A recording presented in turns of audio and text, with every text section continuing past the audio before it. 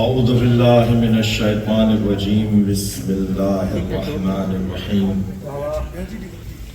الحمد للہ الذی لا یبلغ مدحته القائلون ولا يحصي نعماءه العادون ولا يعدي حقه المجتهدون الذي ليس لصفته حد محدود ولا نعت موجود ولا وقت معدود ولا أجل ممدود فطر الخلائق بقدرته ونشر الرياح برحمته والصلاة والسلام على الرسول المسدد المصطفى العمجد المحمود الأحمد سيدنا ومولانا ومولى الكونين جد الحسن والحسين معاني أبا القاسم محمد اللهم صل على محمد وآل محمد وآله الطيبين الطاهرين المعصومين الذين قال الله إنما يريد الله ليذهب عنكم الرجس أهل البيت ويطهركم تطهيرا اللهم صل على ولعنة الله عليهم أجمعين من يوم عداوتهم إلى قيام يوم الدين أما بعد قال الحكيم في قرآن الكريم بسم الله الرحمن الرحيم والعصر إن الإنسان لفي خسر إلا الذين آمنوا وعملوا الصالحات وتواصوا بالحق وتواصوا بالصبر صلوات اللهم صل على محمد وآل محمد سورہ مبارکہ والعصر بسم اللہ قرآن مجید کا مختصر اور مکمل سورہ طویل گفتگو بھی ہنر ہے مگر شاید اس سے زیادہ ہنر مختصر کیا بات ہے اور مکمل طویل گفتگو بھی فصاحت کے مطابق ہے اور قصیر اور مختصر گفتگو بھی فصاحت کے مطابق ہے نہ لمبی گفتگو کو خلاف فصاحت کہا جائے گا اور نہ ہی مختصر بات کو خلاف فصاحت کہا جائے گا بلکہ دیکھا جائے گا کہ موقع کیا تھا اگر موقع طویل گفتگو کا مطالبہ کر رہا ہو تو خطبہ غدیر بنتا ہے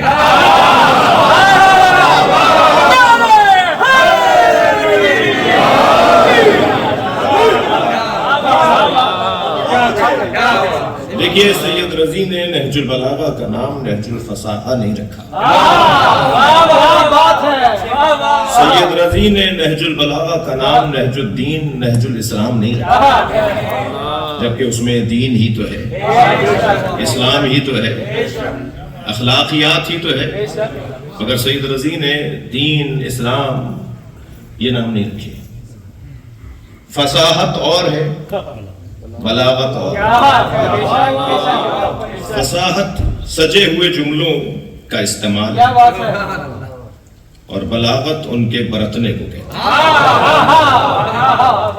مثلا دسترخوان سجا ہوا ہو اور میں آپ سے گزارش کروں کہ اپنے مہمان سے کہ یہ غذا تناول فرمائیے اور پھر دوسری غذا کو آگے بڑھا کے کہوں کہ اس کی طرف بھی توجہ ہو اور پھر کسی اور غذا کی طرف اشارہ کر کے کہوں کہ اس سے بھی خوش ذائقہ خوش دہن اپنے گام دہن کو ذرا خوش ذائقہ کیجیے اور سجے ہوئے جملے یہ سب فصاحت تو کہہ جائیں گے لیکن اگر یہی جملے ماہ مبارک رمضان کی 3 تاریخ کو دوپہر کے وقت میں دسترخوان لگا کے تو فصاحت تو ہے مگر بلاغت نہیں سید رضی نے نہج البلاغہ کا نام نہج البلاغہ اس لیے رکھا تاکہ یہ بتائیں کہ علی بتائیں گے کہ کہاں کیا بولا جاتا ہے کیسے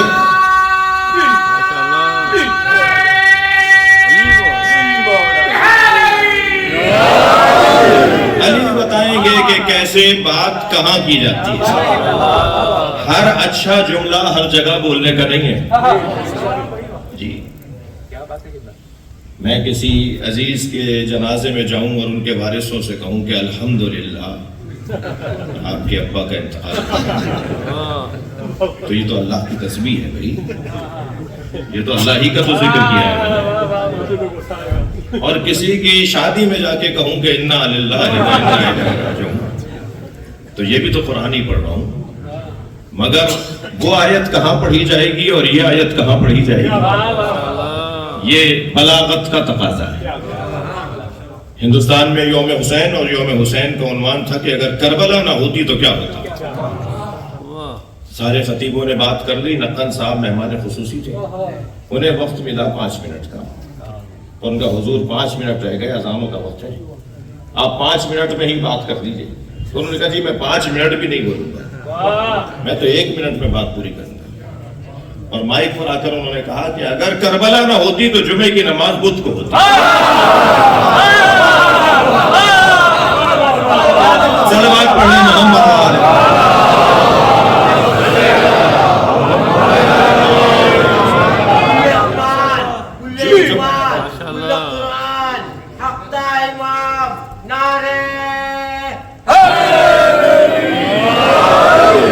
جملہ تو ایک ہی ہے مگر پورے کربلا کا فلسفہ بیان.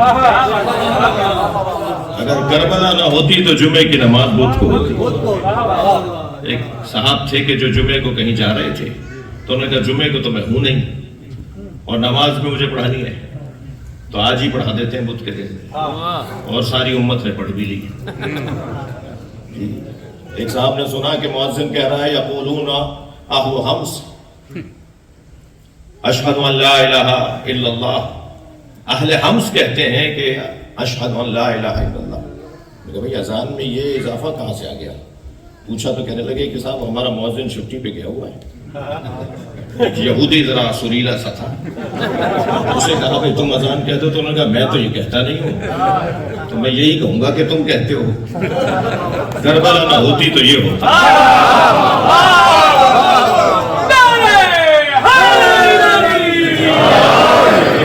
کیا دیکھا؟ میں یہ لطیفے نہیں سنا رہا, یہ تاریخ میں ہوا ہے. ایک صاحب نے دیکھا کہ ایک پیش نماز ہے جو ایک ٹانگ پہ کھڑے ہو کے نماز پڑھا رہے ہیں. اچھا جشن پڑھ رہا ہوں لہذا آپ کا مسکرانا بھی ممنوع نہیں ہے. ایک ٹانگ پہ مولانا نماز پڑھا رہے ہیں اور ایک ٹانگ کو انہوں نے فضا میں مولف کیا ہوا ہے. تو نماز کے بعد ان سے پوچھا کہ جی ماجرا کیا ہے؟ کہنے لگے جی یہ آ رہے تھے رستے میں چھینٹ لگ گئی, ان کا ایک پیر نجس ہو گیا, تو نجس پیر انہوں نے علیحدہ کر دیا ہے, ہاتھ پیر پہ کھڑے ہو کے نماز پڑھا رہے ہیں. کربلا نہ ہوتی تو یہ ہوتا. صلوات پڑھیں محمد علیہ محمد.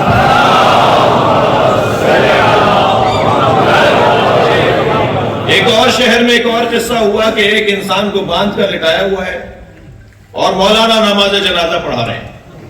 اچھا تھوڑا سا زیادہ خوش ہو جائیے, میں ساری باتیں اپنے اوپر رکھ کے کر رہا ہوں. اور وہ پکار کے کہہ رہا ہے میں زندہ ہوں میں زندہ ہوں, اور یہ تکبیروں پہ تکبیریں پڑھ. بعد میں کسی نے پوچھا جی کیا ماجرا ہے؟ کہنے لگے میں ایک کی مانوں یا جو پیچھے 40 پڑھ رہے تھے ان کی مانوں؟ 40 کہہ رہے ہیں کہ یہ مردہ ہے, یہ ایک کہہ رہا ہے میں زندہ ہوں. کربلا نہ ہوتی تو یہ ہوتا. عزیزو مختصر ترین بات ہو اور مکمل بات ہو, یہ عین فصاحت ہے. تو قرآن مجید میں یوں تو طویل ترین آیات بھی ہیں اور انتہائی مختصر آیت متہامتان بھی ہے.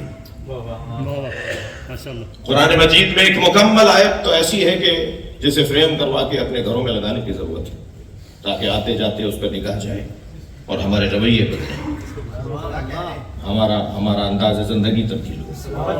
اور وہ سورہ مبارکہ تکویر کی آیت ہے جسے فریم کروانے کی ضرورت ہے, اور پوری آیت ہے فَأَيْنَ تَذْهَبُونَ, کہاں جا رہے ہو؟ قرآن پوچھ رہا ہے کہاں جا رہے ہو؟ اگر جانے کا جواب ہے تو جاؤ, ورنہ کہاں جا رہے ہو؟ انتہائی مختصر آیت اور ہماری زندگیوں کو بہتر کرنے کا ایک بہترین نسخہ. مولا کائنات فرما رہے ہیں الدہر یامان. ہم پاکستان میں 6ٹھی کلاس کی ایک ایک کتاب کے پویم میں تھا کہ جی وہ ہفتے کے دن پیدا ہوا اور اتوار کے دن جوان ہوا اور پیر کے دن شادی ہوئی اور منگل کے دن بچے ہو گئے اور بدھ کے دن ہارٹ فیل ہوا اور جمعرات کے دن جو ہے وہ دفنائے گئے اور ہفتہ پورا ہو گیا. تو انسان کی زندگی تو ایک ہفتے کی ہے، لیکن مولا علی فرما رہے ہیں ایک ہفتہ کہاں 2 دن کی ہے. مولا فرما رہے ہیں الدہر یومان، زمانہ 2 دن ہی کا تو ہے. یوم لکا و یوم علیکا، ایک دن تمہارے خلاف رہے گا، ایک دن تمہارے حق میں رہے گا.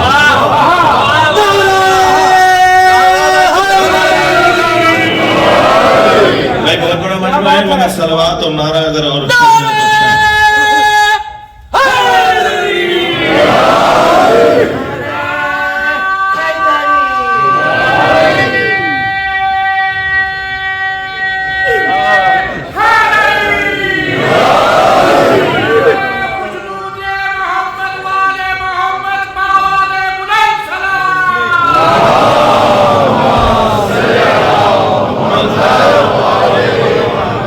ایک اور بہتر صلوات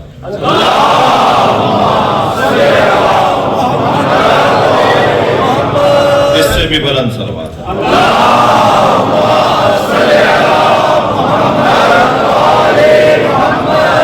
تو یہ سورہ جو میں نے آپ کے سامنے تلاوت کیا یہ مختصر تو ہے مگر مکمل ہے. میں ایک ہندو دانشور کا مقالہ پڑھ رہا تھا، وہ یہ کہہ رہا تھا مجھے پورے قرآن میں سب سے اچھا سورہ یہ لگتا ہے، اس لیے کہ یہ انسان کی بات کرتا ہے اور قرآن کا مضمون بھی انسان ہے. آپ کی لائبریری میں بھی یہاں بھی کتابیں رکھی ہوئی ہیں، ہر کتاب کا ایک عنوان ہے. قرآن بھی کتاب ہے. قرآن کا عنوان کیا ہے؟ قرآن کا عنوان انسان ہے. یہ انسان کے موضوع پر لکھی گئی کتاب ہے اور اللہ نے سب کچھ جس کی خدمت میں رکھ دیا وہ انسان ہے اور انسان کو اپنی خدمت میں رکھا ہے. خلقت الخلق لاجلک وخلقتک لاجلی، میں نے ساری مخلوق تیرے لیے بنائی ہے مگر تجھے اپنے لیے بنائی. تو یہ انسان جس کی قیمت، محترم سننے والوں سے توجہ چاہوں گا، جس کی قیمت کم سے کم قیمت بھی طے ہے اور زیادہ سے زیادہ قیمت بھی طے ہے. بھائی مکھی مچھر بغیر مقصد کے اللہ نے نہیں بنائے، تو مجھے اور آپ کو بغیر مقصد کے کیسے بنایا ہوگا؟ اللہ نے کوئی چیز بھی بغیر مقصد کے نہیں بنائی اور ہر شے کا مقصد ہی اس کی قیمت ہے. مولا علی فرما رہے ہیں قیمت کل امرئ ما یحسن، ہر شے کی قیمت وہی ہے جسے وہ پسند کرتا ہے، جو اس کا مقصد ہے وہی اس کی قیمت ہے. اس وقت آپ کی اور ہمیشہ ہماری زندگیوں کی جو پسند ہے وہ اہل بیت کا ذکر ہے، تو یہی ہماری قیمت ہے.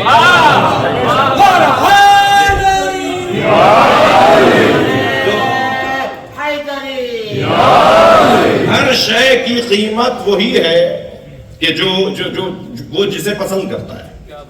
تو میری اور آپ کی قیمت کیا ہے؟ اچھا مکھی مچھروں کی قیمت کیا ہے؟ جی منصور دمانقی کی ناک پر آ کے مکھی بیٹھی، متوکل کی ناک میں دونوں ائمہ سے ہے، امام صادق سے بھی ہے اور امام علی نقی سے بھی ہے.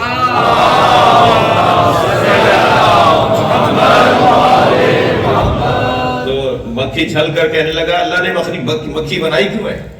میرے معصوم امام نے فرمایا متکبروں کے تکبر کو مٹانے کے لیے.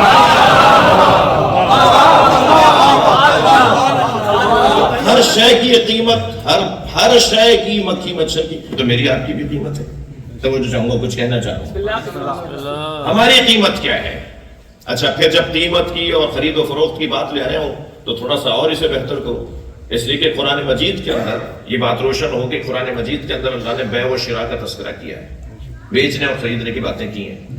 اللہ خریدنے والا ہے اور کوئی ہے جو بیچنے والا ہے.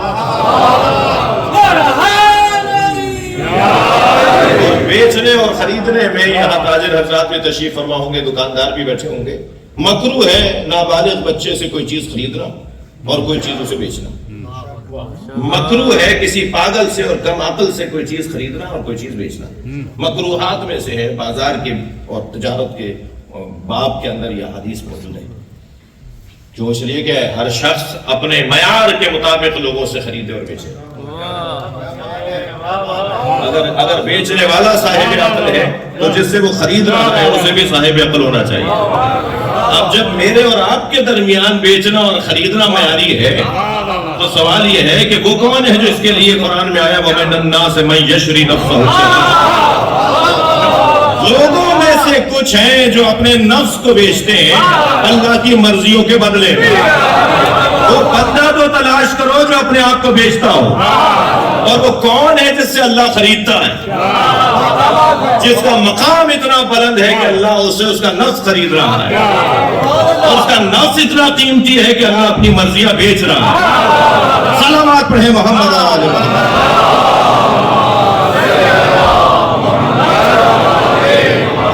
سب سے اچھا تاریخ بشریت میں، بلکہ لفظ بہتر کروں تاریخ ابدیت میں، سب سے اچھا بیچنے والا علی.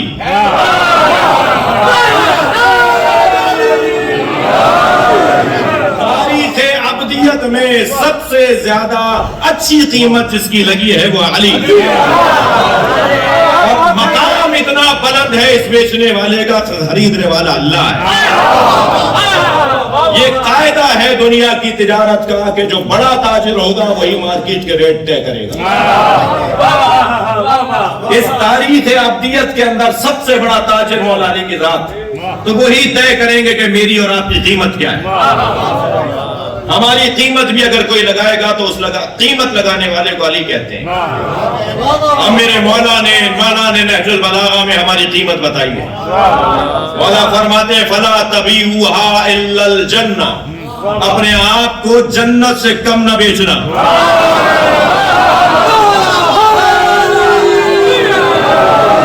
تھوڑی سی گردن ہلا دیجیے، بات جا رہی ہو.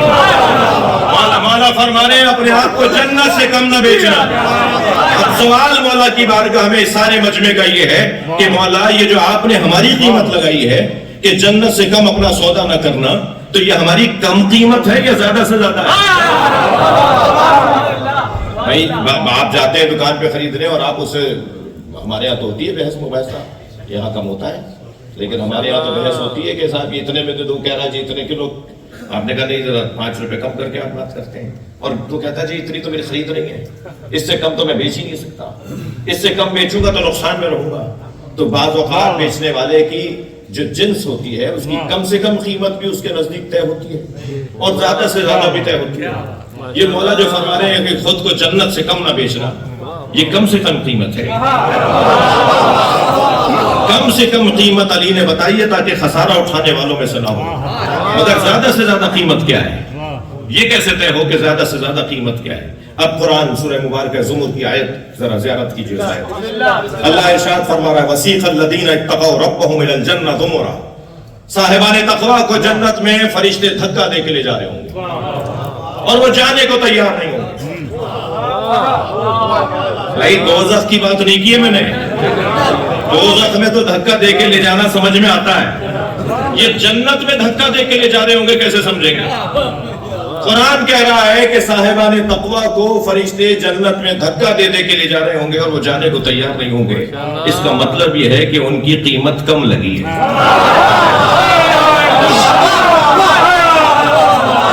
انہیں تو اس سے زیادہ چاہیے.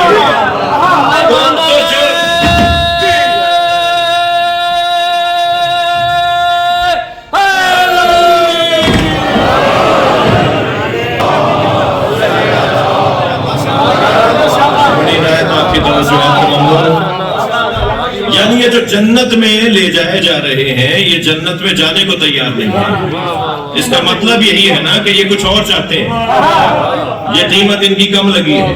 اچھا جنہیں جانے کا شوق ہوگا وہ کہیں گے یہ کون ہے بھائی، ہمیں تو لے جا نہیں رہے ہو، اور جنہیں لے جا رہے ہو وہ جانے کو تیار نہیں ہے. تو حدیث کہتی ہے، اقبال الاعمال کی حدیث کہتی ہے من ہم، آوازیں آئیں گی کون ہے یہ.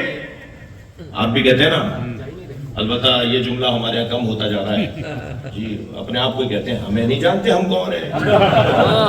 وہاں فرشتے پوچھیں گے یہ کون ہے کہ جنہیں جنت میں لے جا رہے ہیں جانے کو تیار نہیں ہے.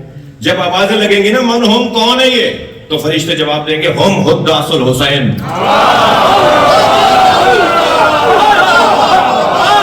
یہ حسین بولنے والے ہیں.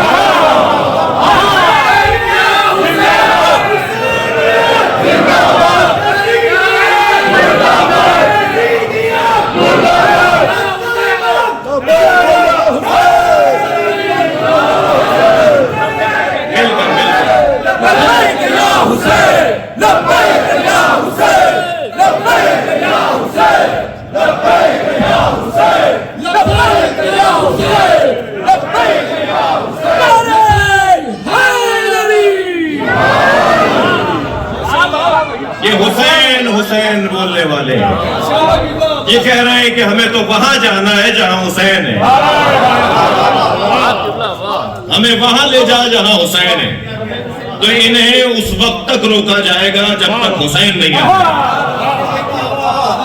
اور امام حسین کی جب محشر میں آمد ہوگی تو رنگ ہی کچھ اور ہوگا۔ ہے انبیاء کرام کے مختلف نام ہیں کہ حضرت ابراہیم آئیں گے تو کیا منظر بنے گا، جی سرکار کے آنے پر کیا منظر بنے گا۔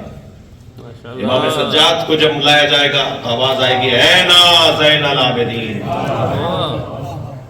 آواز آئے گی، اور پھر امام کو محشر میں جب بلایا جائے گا لایا جائے گا، ایک شان ہوگی۔ ایسے امام حسین کی آمد پہ ایک رنگ ہوگا، پورا اہل محشر جس کے دیدار کے لیے کھڑا ہوگا وہ امام حسین کی ذات، اور یہ کہیں گے ہمیں تو وہاں جانا ہے جہاں حسین ہے۔ اور پھر جب امام کی آمد ہوگی تو یہ امام کے گرد حلقہ بنائیں گے اور پھر امام کے ساتھ جائیں گے، امام کا دیدار ہی ان کی جنت ہوگی۔ عزیزو، بات میری ایک منزل تک آئی کہ قرآن مجید کے ان سوروں میں جو ایک روشن ترین سورہ ہے وہ ہے سورہ والعصر۔ پہلے تو آغاز ہے سورہ کا وقت کی اور زمانے کی قسم کھا رہا ہے۔ سب سے زیادہ اہمیت کی حامل شے کیا ہے؟ وقت ہے جی، اگرچہ میرے آنے میں وقت کی تاخیر ہونے میں میرا کوئی قصور نہیں تھا، میں بھی وقت پہ بات کرنے جا رہا ہوں تو پہلے ہی ضمانت لے لیتے۔ تو وقت کی جو قیمت ہے وہ اندازہ کیا جائے کہ کم سے کم وقت کیا ہے جی، ایک آن، ایک لمحہ، منٹ، گھنٹہ، دن، ہفتہ، مہینہ، سال۔ اچھا مجھ سے کوئی پوچھے کہ آپ کی عمر کتنی ہے، مثلا میں کہوں جی 48 سال کا ہوں، تو میں 48 سال یعنی 48 کی عدد میں نے اپنی عمر بتا دی۔ لوہا تولنے کے لیے اتنے بڑے بڑے باٹ ہوتے ہیں، لکڑ تولنے کے لیے اتنے بڑے بڑے باٹ ہوتے ہیں، ترازو بھی اتنے بڑے بڑے ہوتے ہیں جی، مگر ہیرا تولنے کے لیے اور سونا تولنے کے لیے اتنے بڑے باٹ نہیں ہوتے۔ ہیرا اور سونا تولنے کے لیے ظریف ظریف اس کے پیمانے ہیں، جو چیز جتنی قیمتی ہوگی اس کے پیمانے بھی اتنے ہی ظریف ہوتے ہیں۔ اگر میرے نزدیک اپنی زندگی کی کوئی اہمیت ہے تو میں 48 سال کیوں بول رہا ہوں؟ میں اتنے ارب، اتنے کروڑ، اتنے لاکھ، اتنے ہزار، اتنے 100 گھنٹے کیوں نہیں کہہ رہا؟ ایک ایک لمحے کا حساب کیوں نہیں ہے میرے پاس؟ یعنی 48 سال میں کتنے لمحے بنتے ہیں وہ مجھے پتا ہونے چاہیے، کیونکہ ایک لمحہ ہی تو ہے جو نا اور ہاں کہنے میں لگتا ہے۔ مجھے ایک جملہ کہیں، جواب دیں میرے بچے جوان جو یہاں بیٹھے ہوئے ہیں، مجھ جیسا اس جیسے کی بیعت نہیں کر سکتا۔ کتنا وقت لگا؟ صلوات پڑھیں امام حسین کی ذات پر۔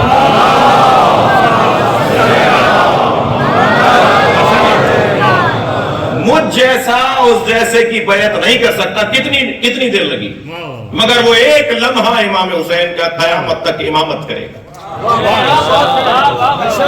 اب سارے ادارے بنیں گے اس ایک لمحے پر، اب سارے انتظام ہوں گے اس ایک ہی لمحے کی بنیاد پر۔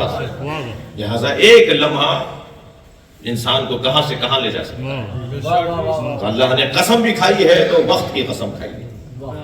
اہل علم کہتے ہیں کہ یہاں والعصر سے مراد عصر عاشور ہے، بالکل ٹھیک ہے۔ کہتے ہیں یہاں والعصر سے مراد عصر مصطفیٰ ہے، بالکل ٹھیک ہے۔ دونوں ترجمے اور تفسیر ٹھیک ہے، یہ دونوں میں تضاد نہیں ہے۔ والعصر یعنی عصر مصطفیٰ، والعصر یعنی عصر عاشورہ، دونوں متضاد نہیں ہیں، اس لیے کہ مفصل کریں اور مطول کریں تو 63 برس کی زندگی بنتی ہے، مختصر کریں تو عاشور کا لمحہ بنتا ہے۔ یعنی امام حسین کی زندگی کو مطول کریں تو نبی کی زندگی بنتی ہے، اور نبی کی زندگی کا خلاصہ کریں تو حسین کا عصر عاشور بنتا ہے۔ حسین و منی وانا من حسین کا مفہوم سامنے آ جاتا ہے۔ یہ عصر مصطفیٰ بھی مراد ہے اور عصر عاشور بھی مراد ہے۔ عصر مصطفیٰ کو اللہ یادگار رکھنا چاہتا ہے، میری تمہید مکمل ہوئی۔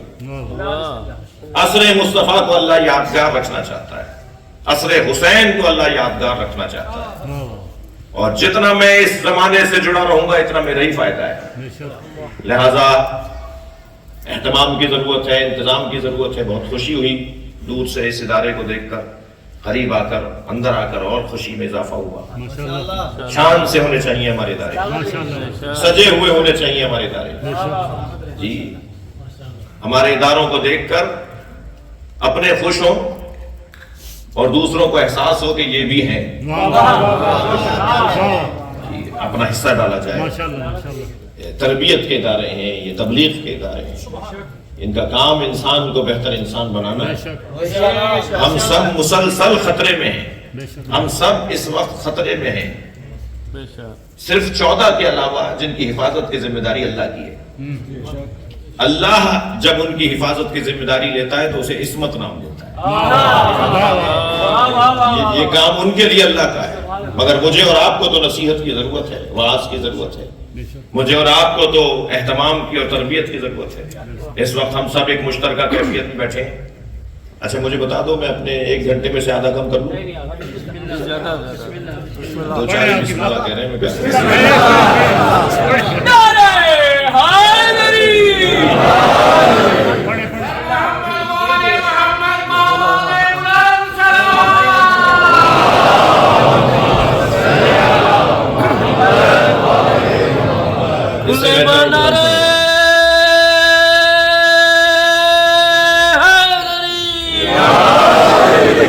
سب مل کے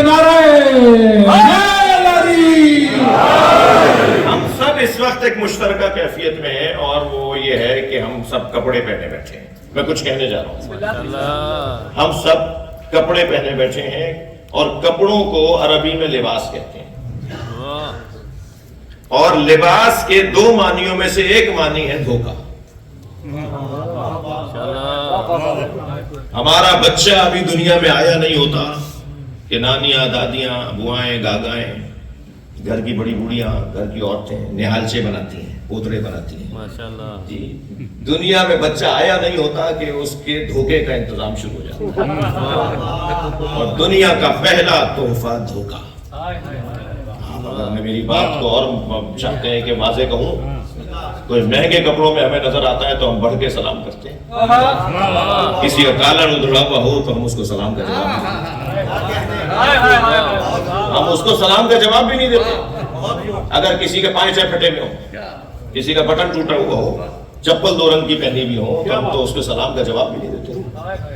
اور جس نے کپڑے مہنگے پہنے ہوئے ہوں تو ہم کہتے ہیں کوئی بڑا آدمی ہے, سلام کر لو, کام ہی آ جائے گا کہیں. تو کون سی چیز ہے جو دھوکہ دے رہی ہے؟ تھوڑا گردن ہلا دیجیے. میں جس پڑھ رہا ہوں اور اس میں آپ بھی کچھ کریں گے تو آپ کو بھی سلام ملے گا. یہ دھوکہ ہو رہا ہے نا لباس کی بنیاد پر. میں ان بچوں جوانوں سے کہہ رہا ہوں, خبردار کسی کا حلیہ اگر ایسا دیکھو تو اسے حقیر نہ جاننا. کیا معلوم جس کے کپڑے پھٹے ہوئے ہوں وہ علاقے کا ولی ہو. اور کپڑوں کی بنیاد پر, ہاں بے احترامی تو کسی کی نہیں ہونی چاہیے, لیکن کپڑوں کی بنیاد پر کسی کا احترام نہ کرنا, کیا معلوم جو مہنگے کپڑے پہنے ہوئے ہے وہ علاقے کا یزید ہو. ویسے بھی اللہ نے اپنے ولیوں کو فقیروں میں چھپایا ہوا. سادہ زیستی ہے کہ جو ولایتوں تک لے جاتی ہے. سادہ زیستی ہے جو ولایتوں تک لے جاتی ہے. دیکھیے 2 لفظوں نے, مولانا تکرار معاف کیجیے گا, 2 لفظوں نے اپنی حیثیت کھو دی کچھ نااہلوں کی وجہ سے. ایک لفظ عشق نے اور ایک لفظ سیاست نے. کچھ ناکام سیاستدانوں نے, نااہل سیاستدانوں نے لفظ سیاست اتنا استعمال کیا کہ وہ اپنی حیثیت سے باہر چلا گیا. ورنہ سیاست سے بڑی تو عبادت کوئی نہیں ہے. اور لفظ عشق کچھ ایسا ناکام عاشقوں نے استعمال کیا, بیکار عاشقوں نے, کہ انہوں نے مفہوم عشق کو ہی تبدیل کر دیا اور اتنا اسے متروک کر دیا کہ ممبر کا لفظ ہی نہیں رہا. مولانا کو دیکھو عشق اور عاشق اور معشوق کی باتیں کر رہے تھے, خیال کرنا چاہیے. بچے بیٹھے ہوئے تھے, خواتین آئی ہوئی تھی, اس کو وجہ کیا ہے کہ دماغ کہیں اور جا رہا ہے. دماغ جہاں جا رہا ہے وہ تو یقیناً ممبر کی بات ہی نہیں ہے. تو اس لفظ کو اتنا بدنام کر دیا کچھ ناکام عاشقوں نے. عشق کیا ہے اقبال بتائیں گے بے خطر کود پڑا آتش نمرود میں عشق، بے خطر کود پڑا آتش نمرود میں عشق، عقل ابھی میوے تماشائے لبے باندھ رہی، عقل تو چھت پہ کھڑی دیکھتی رہ گئی اور عشق تو آگ میں کود گیا۔ میں دیکھ رہا ہوں بعض جگہوں پر پہلو بدلنے کی جگہ نہیں ہے، جو جہاں بیٹھا ہے اگر آگے پیچھے ہوگا تو وہ جگہ چلی جائے گی۔ بدن تکلیف میں ہے مگر روح کو غذا مل رہی ہے۔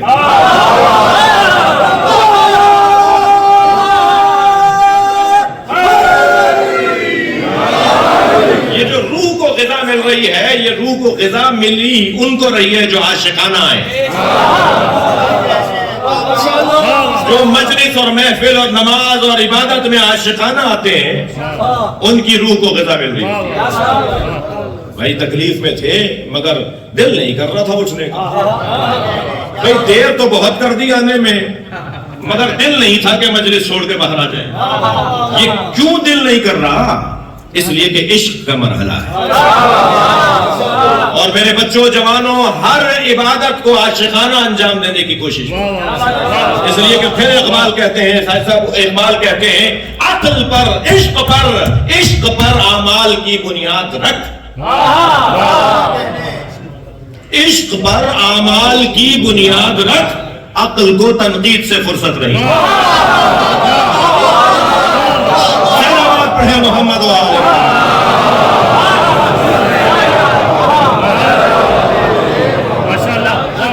اس سے بہتر اور بلند صلوات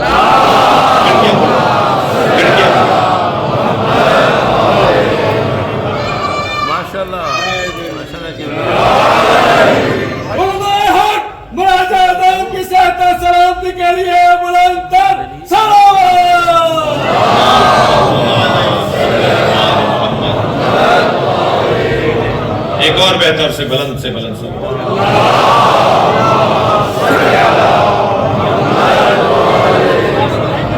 توجہ کر رہے ہیں آپ؟ بات آگے بڑھے حضور، میرے ساتھ ہیں آپ، محفل میں ہیں، بلند صلوات کے ذریعے سے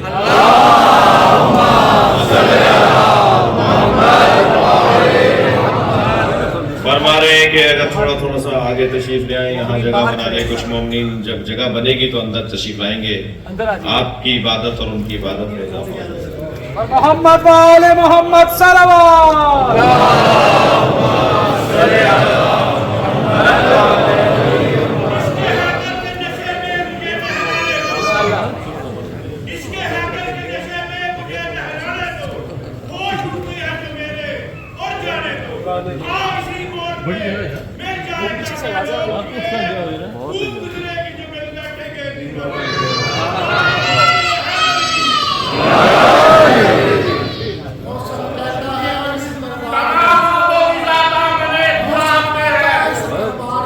جی بخشی تیری نظروں کی طرف دیکھ رہی ہے، بخشی تیری نظروں کی طرف دیکھ رہی ہے، دیکھے گا تو کون، دیکھے گا تو کون، آگے تو دیکھ، یہ ہر چیز ہی موسم کی ہے۔ تمام آب و غذا دامنِ تراب میں ہے، تمام آب و غذا دامنِ تراب میں ہے، غلام علی اس میں کچھ کلام نہیں، تمام آب و غذا دامنِ تراب میں ہے، ابو تراب علی اس میں کچھ کلام نہیں، ارے علی کی ملک میں رہ کر علی علی نہ کرے، نمک حلال ہے یارو، نمک حرام نہیں،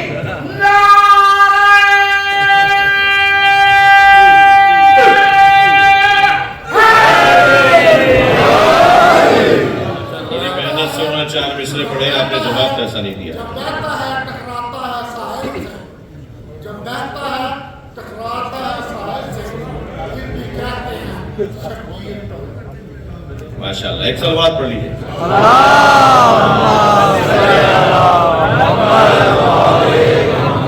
بھائی اور کچھ لوگ جزبوز ہو رہے ہیں، ذرا بلندر صلوات پڑھ لیجیے۔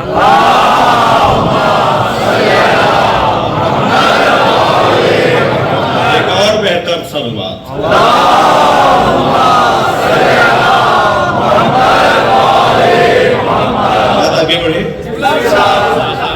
دیکھیے انسان قرآن کا مضمون ہے، اور انسان سے جتنا اللہ کو پیار ہے کسی اور سے نہیں۔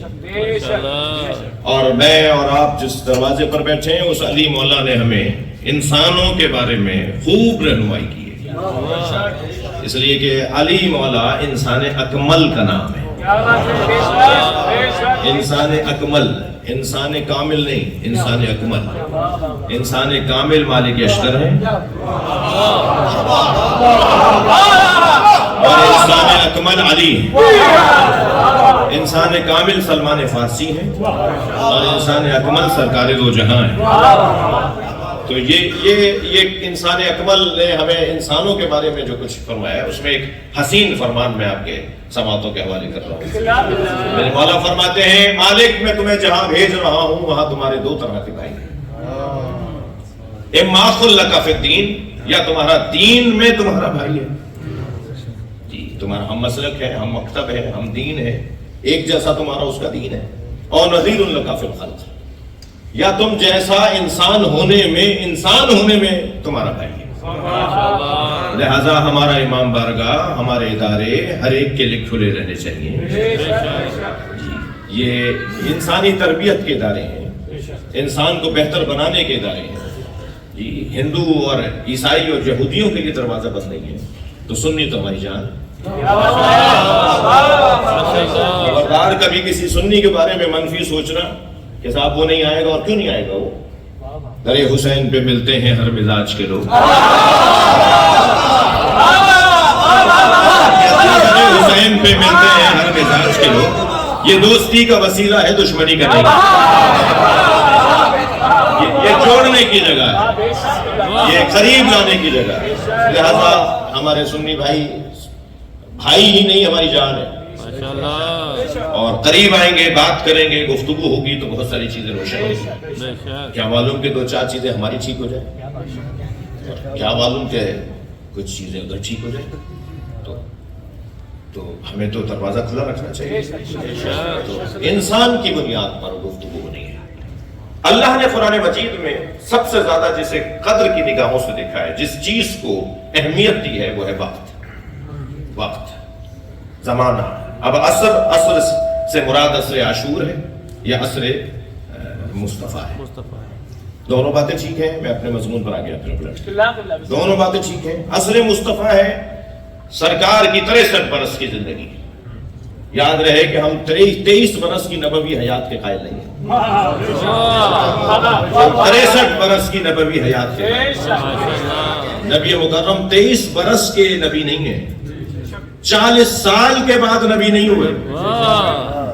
اگر آپ سے کوئی کہے کہ نبی 40 سال کے بعد نبی ہوئے تو آپ اس سے کہتے ہیں تمہیں آنے میں 40 سال دیر لگی ہے۔ ہمارے نبی اس وقت بھی نبی تھے جب کوئی نہیں تھا،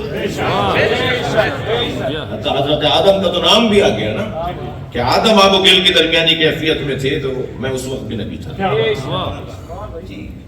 تو ہمارے نبی 63 برس کی زندگی اور 63 برس کے وہ لمحات، اچھا نبوت چلے گی ان کی، قیامت تک زندگی گزار رہے ہیں سرکار 63 برس کی، تو جو کام قیامت تک چلنا ہے، سینکڑوں سال چلنا ہے، جو کام سینکڑوں سال تک رہنا ہے، اگر وہ نبی کر کے نہ جائے تو پھر یہی تو لہجہ ہوگا، ان لم تفعل فما بلغت رسالتہ، اگر تم نے علی کی ولایت نہیں پہنچائی تو کچھ بھی نہیں پہنچایا۔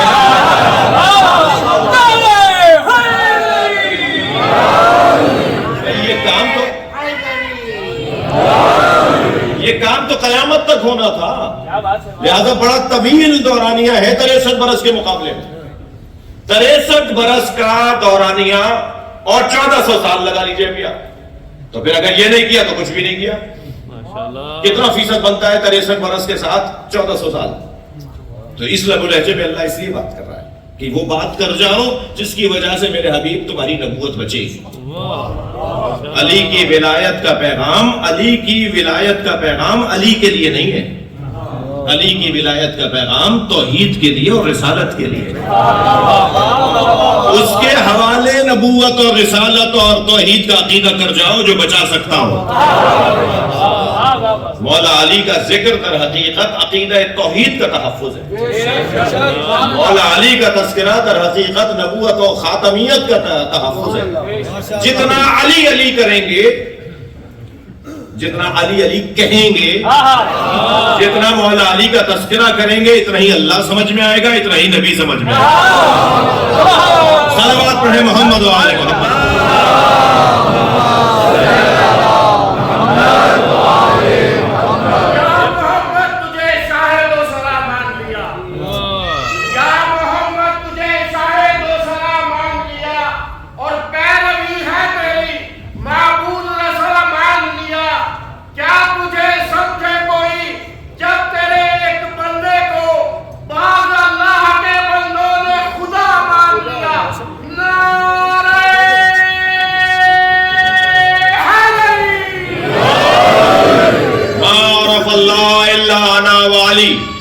نبی فرما رہے ہیں اللہ کو کوئی نہیں جان سکتا سوائے میرے اور علی.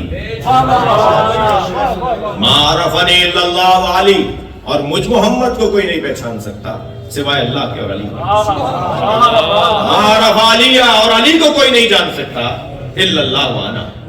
یا علی کو کوئی جانتا ہے تو وہ اللہ ہے یا میں محمد. اس کا پیغام ہرگز یہ نہیں ہے کہ اللہ کی توحید پر غور نہ کیا جائے اور نبی کی رسالت پر غور نہیں کیا جائے اور مولا علی کی ولایت پر گفتگو نہ ہو، بلکہ پیغام یہ ہے کہ اگر تمہیں اللہ سمجھنا ہے تو نبی سے پوچھو یا علی سے پوچھو، اور اگر تمہیں نبی سمجھنے ہیں تو اللہ سے پوچھو یا علی سے پوچھو، اور اگر علی سمجھنا ہے تو یا قرآن پڑھو یا نبی کا فرمان پڑھو. تمہیں علی کی معرفت ہوتی چلی جائے گی. تو وہ جو زمانہ ہے 63 برس کا، وہ بڑا حسین زمانہ ہے. ایک ایک لمحے کو محفوظ کیا گیا ہے، ایک ایک آن کو محفوظ کیا گیا ہے. سرکار کی سیرت اتنی قیمتی ہے کہ جو نبی نے ادا رکھی اسے سنت قرار دیا گیا، اسے محفوظ کر دیا گیا. مسجد میں داخل ہو رہے ہیں تو کون سا پیر پہلے رکھ رہے ہیں، سرکار گھر سے نکل رہے ہیں تو کون سا پیر باہر پہلے رکھ رہے ہیں، سرکار کس انداز سے سوتے ہیں اور کس انداز سے اٹھتے ہیں اور کیسا پہنتے ہیں اور کیسا اوڑھتے ہیں. میں اور آپ اور مولانا خاص طور پہ علماء کرام جو لباس پہنتے ہیں وہ تاثیر رسول سے ہی تو ہے جی. لہٰذا یہ ایک ایک چیز کو محفوظ کر لیا گیا، اور صرف ہمارے لیے نہیں بلکہ اللہ خود چاہتا ہے میرے نبی کے ایک ادا محفوظ ہو جائے. عینیک، یدیک، لسانیک، اذنیک، جنبیک، رجلیک، اداؤں کو یاد کر رہا ہے اللہ. اور اگر اللہ سے پوچھیں کہ نبی کیا ہے تو اللہ ہی بتائے گا کہ نبی کیا ہے. ادب اور احترام، تعظیم و تکریم. خبردار میرے نبی کو اپنے جیسا نہ کہنا، اس لیے کہ اس انداز سے بات کرنے والا بے ادب ہوتا ہے، اور سارا کھیل ہی ادب کا ہے، سارا معاملہ ہی ادب کا ہے، احترام کا ہے. ادب اور احترام جہاں نہیں ہے وہاں توفیق بھی نہیں ہے، ادب احترام جہاں نہیں ہے وہاں ترقی بھی نہیں ہے. اللہ جب نبی کے بارے میں سوچتا ہے اور بولتا ہے تو یا محمد کہہ کے نہیں بولتا. یہ امت کیسی ہے جو صرف محمد بولتی ہے. اللہ جب بھی بات کرتا ہے سرکار سے تو طٰہٰ، یاسین، مزمل، حتیٰ ڈائریکٹ بات نہیں کرتا یا محمد، نام نہیں لیتا. اللہ پورے قرآن میں کہیں یا محمد دکھا دی جائے، یا عیسیٰ یا یحییٰ یا آدم یا ابراہیم کو ملے گا. انبیاء کرام کو اللہ مخاطب کر کے بات کر رہا ہے، مگر نبی سے اللہ نہیں کہہ رہا یا محمد. کیا بات ہے. ساری امت کو وہ چاہتا ہے بستر چھوڑیں اور مصلوں پر آ جائیں. بستر چھوڑو، آرام چھوڑو اور مصلے پر آ جاؤ، کچھ عبادت بھی کرو. اور اپنے نبی سے کہتا ہے قم اللیل الا قلیلا. اے میرے حبیب کبھی بستر پہ بھی چلے جایا کرو، کبھی آرام بھی کر لیا کرو. تو نبی کے بارے میں اللہ جب بات کرتا ہے تو جس شان سے کرتا ہے وہ شان ہی کچھ ہوگا. اور جب مولا علی سے پوچھیں کہ نبی کے بارے میں آپ کیا فرماتے ہیں تو مولا علی کا تو کوئی لمحہ نہیں گزرتا بغیر یاد نبی کے. کوئی دن نہیں گزرتا جس دن میں نبی کا تذکرہ نہ ہو. 24 سال کے بعد جب کسی نے کہا نا کہ خضاب لگا لیجئے، نبی کی رحلت کے 24 سال کے بعد جب کسی نے کہا خضاب لگا لیجئے تو فرمایا نحن فی عزاء النبی، میں تو نبی کی عزا میں ہوں. نبی کا دکھ ہی مجھے ختم نہیں ہوا، میں خضاب کیسے کروں. وہ مولا علی کا نبی کے بارے میں پیار محبت عشق. ایک صحابی شربت لے کر آیا مولا علی کے لیے, فرمایا میرے نبی نے نہیں پیا تھا میں بھی نہیں پیوں گا. جی وہ عاشقانہ انداز, کبھی چھوڑتے نہیں ہے سرکار کا ساتھ. مولا علی کا یہ انداز ہے, اور کبھی نبی علی کو نہیں چھوڑتے, یہ نبی کا انداز. بلکہ میں اپنی عقیدتوں کا اظہار اگر اس ایک جملے میں کہوں کہ وہ نبی جس کا سایہ نہیں تھا اسی کے سائے کو علی کہتے ہیں, جو ہمیشہ جڑے رہتا ہو, جس نے کبھی نبی کا ساتھ نہ چھوڑا ہو. وہ عاشقانہ انداز ایک دوسرے کا. عزیزان گرامی, کون بتائے گا کہ نبی کیا ہے؟ دقت چاہوں گا کس سے پوچھیں کہ نبی کون ہے, نبی کیا ہے؟ یا اللہ بتائے گا یا علی بتائیں گے؟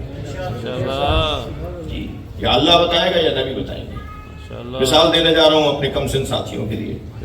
فرض کیجئے آپ کے کسی بڑے خیابان شاہراہ کے بڑے چوک پر دو گاڑیوں کا ایکسیڈنٹ ہو جائے, اللہ نہ کرے, فرض محال کو فرض کر رہا ہوں, اور دو گاڑیوں کے تصادم کی آواز اور شہرہ اور اس کی جو بات پھیلے تو لوگ جا جا کر دیکھ رہے ہوں کہ آخر ہوا کیا ہے. جنہوں نے دو گاڑیوں کو ٹکراتے ہوئے دیکھا تھا وہ کچھ اور کہیں گے, جو 2 گھنٹے بعد گئے وہ کچھ اور کہیں گے, جو 6 گھنٹے بعد گئے وہ کچھ اور کہیں گے, جو دوسرے دن گئے وہ کچھ اور کہیں گے. واقعہ ایک ہی ہوگا مگر بیان مختلف ہوگا. کوئی کچھ کہے گا, کوئی کچھ کہے گا.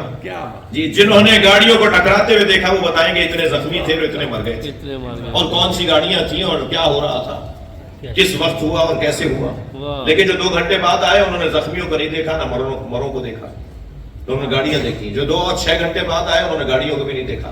تو واقعہ تو ایک ہے مگر پیغام مختلف. کیا بات ہے. اب کوئی نبی کا 2 سال کا ساتھی ہے, کوئی 4 سال کا ساتھی ہے, کوئی 10 سال کا ساتھی ہے, کوئی نبی کے بارے میں یہ کہتا ہے تو کوئی وہ کہتا ہے. ہم کس کی مانیں؟ ہمیں تو اس کی ماننی ہوگی جو نبی کی گود میں آیا ہے.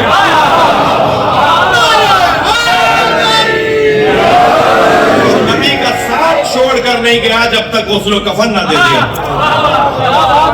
علی بتائیں گے کہ نبی کیا ہے, مولا علی بتائیں گے کہ نبی کی سیرت کیا ہے, نبی کے فضائل کیا ہیں. میں ہرگز نہیں کہہ رہا کہ کسی اور سے نہیں لینا, مگر لے لیجئے. جامع ترین گفتگو تو وہی کرے گا جس نے ساری زندگی کو دیکھا. جامع ترین گفتگو وہ کرے گا جو حضر کا ساتھی بھی ہو اور سفر کا ساتھی بھی ہو. مکمل بات وہ کرے گا جو گھر کے حالات بھی جانتا ہو اور باہر کے حالات بھی جانتا ہو, اور وہ مولا کائنات کے علاوہ کوئی اور نہیں ہے. بے احترامی کسی کی نہ ہو مگر علی کے برابر کوئی نہیں. ہر اعتبار سے مولا کائنات کا مقایسہ کسی کے ساتھ نہیں. علی بتائیں گے کہ نبی کیا ہے. لہذا صحابہ کرام جمع ہو کر آئے, تابعین بہت سے ان کے ساتھ تھے, ایک بڑی تعداد تابعین کی تھی, اور کچھ صحابہ کرام تھے. انہوں نے آ کر مولا علی سے کہا کہ یا علی صف لنا نبینا کاننا نراہ, یا علی ہمیں نبی ایسے بتائیں کہ جیسے ہم اپنی آنکھوں سے دیکھ رہے ہیں. جی بتائیں کہ نبی کیسے تھے. تو مولا نے ایک مفصل خطبہ ارشاد فرمایا. تھکے تو نہیں آپ؟ مولا نے ایک مفصل خطبہ ارشاد فرمایا جس میں فرمایا کہ لکل عضو معجزۃ, اللہ نے نبی کے ہر عضو کو ایک معجزہ عطا کیا. منہ سر سے لے کے ناخن پا تک نبی کے معجزے بیان کیے. کہ سر کا معجزہ, بالوں کا معجزہ, پلکوں کا بھووں کا معجزہ, بینی مبارک کا معجزہ, لبہائے مبارک کا معجزہ, لعاب دہن کا معجزہ, سرکار کے کانوں کا, جی گوشہائے مبارک کانوں کا معجزہ, سرکار دو جہاں کے بدن مبارک سے رطوبتوں کے معجزے, سرکار کے پیروں کے معجزے, سرکار کے ناخنوں کے معجزے. یہ ایک اتنا حسین باب ہے, کچھ وادیوں میں جانے سے تو ادب روکتا ہے, لیکن جہاں ادب جانے کی اجازت دے اور بے ادبی نہ ہو وہاں تو غور کرنا چاہیے. سرکار کے ایک ایک عضو کے اوپر مولا کائنات ناخنوں کے بارے میں جی فرما رہے ہیں کہ یہ اللہ نے معجزہ عطا کیا، سرکار کی سواریوں کے معجزے۔ میرا پسندیدہ مضمون ہے مگر مجھے طویل ہونے کا خوف ہو رہا ہے کہ میری بات سمجھے۔ جی سرکار کی سواریوں کے معجزے، نبی کے پاس کتنے جانور تھے اور کون سا جانور کیسا تھا اور کیا اس کی برکتیں تھیں۔ جی مجھے کہہ سکتا ہوں، مائک پر بات کر رہا ہوں، ریکارڈ بھی ہو رہا ہے، اور آپ میں سے بہت سے لوگوں کے جو جانوروں کے بارے میں اچھی معلومات رکھتے ہیں، جی خاص طور پہ گھوڑے، گدھے، جی ماشاءاللہ محمد صلوات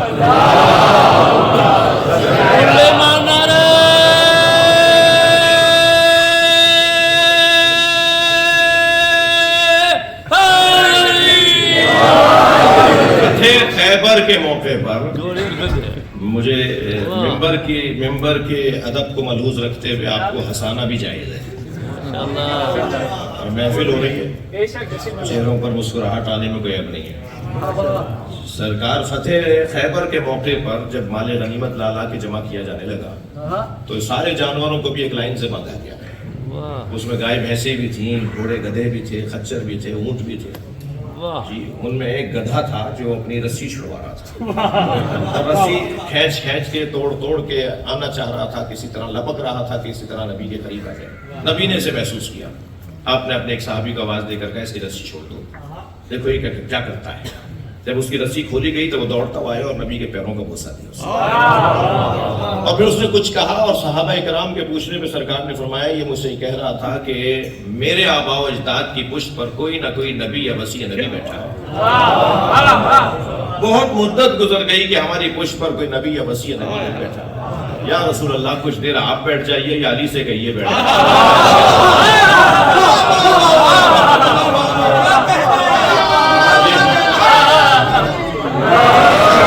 کچھ دیر کے لیے سواری فرمائی اس کے اوپر، اور پھر فرمایا کہ یہ مجھ سے منسوب ہے، یہ میرا ہے اور یہ مجھ سے ہی منسوب رہے گا، اور آپ نے اس کا نام رکھا یافور۔ جو سنی شیعہ نے نبی کی سواریوں کے نام لکھے، آپ جا کے سرچ کر لیجئے گا، ویڈیو بن رہی ہے، یافور۔ نبی کی سواریوں میں سے ایک گدھے کا نام یافور تھا، وہ نبی نے نام رکھا تھا۔ نبی کے بیٹھنے کی برکت سے وہ اتنا سمجھدار ہو گیا تھا کہ اس کی پشت پر اگر نبی کوئی سامان رکھ دیتے تھے اور کہتے تھے فلاں صحابی کو دے کر آ جاؤ، تو یہ اسی کو دے کے آتے، اور اگر فرماتے تھے کہ فلاں کو بلا کر لے آؤ تو یہ اسی کے دروازے پہ جا کے آواز لگاتا تھا، اور وہ سمجھ جاتا تھا کہ نبی بلا رہے ہیں۔ اب اگر آپ تھکے نہیں ہیں تو جو بلا دیا کرو، جو نبی کی بات کو سمجھے میں اسے گدھا کیسے کہوں؟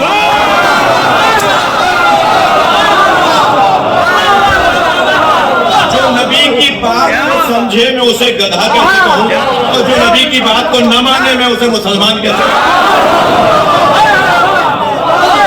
صلوات محمد و آل محمد۔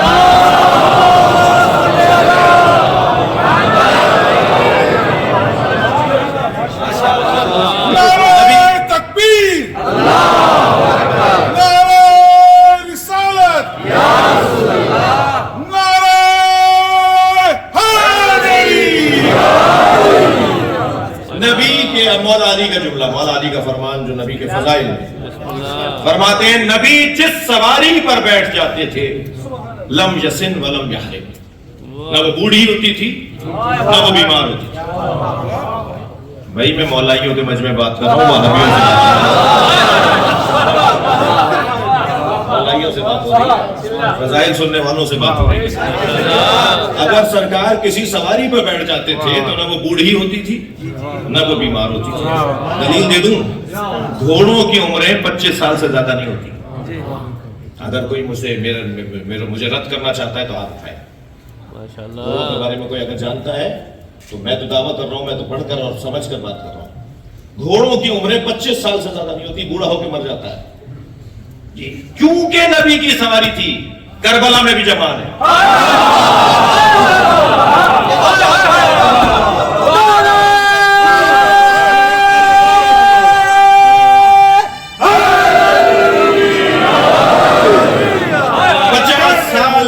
ذوالجلال جوان ہے۔ اس طرح ساتھ نے کا کوئی سے تیر نہ مارے، میں نے نبی بچپن میں نبی کو اس پہ بیٹھے دیکھا ہے. ماشاءاللہ. یہ تو کربلا کے تاریخ کا جملہ ہے نا. اسے تیر نہیں مارنے دی اپنے امام کی شہادت کے بعد. کہ میں نے خود دیکھا ہے نبی. تو کب بیٹھے تھے نبی؟ 50 سال پہلے. 50 سال پہلے نبی اس گھوڑے پر بیٹھے تھے اور یہ کربلا میں بھی جوان ہے. یہ نبی کی برکتوں کی وجہ سے. جی سرکار کی بات بڑی حسین میں نے شروع کر دی ہے اور مجھے نہیں معلوم کہ بات کہاں تک جائے. نہیں ایسا بھی نہیں ہے کہ ووٹنگ تو ہو نہیں رہی ہے. نعرہ لگ رہا ہے.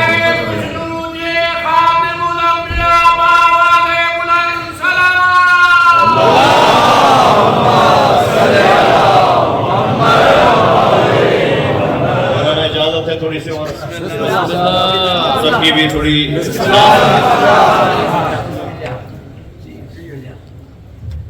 مولا علی فرما رہے ہیں نبی کے بارے میں.